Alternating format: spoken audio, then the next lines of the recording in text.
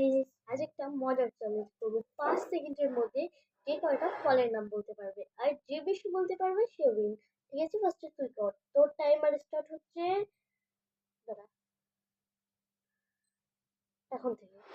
আম, জাম, লিচু, কলা, পেঁপে, জামরুল। ব্যাস, এটা বলেছিস? আম, জাম, লিচু, কলা, পেঁপে, জামরুল। ছয়টা। ছয়টা বলেছিস। ওকে, ঠিক আছে। এবার আমার টান। ভয় করছি। ঠিক আছে, আমার হাতে থাক।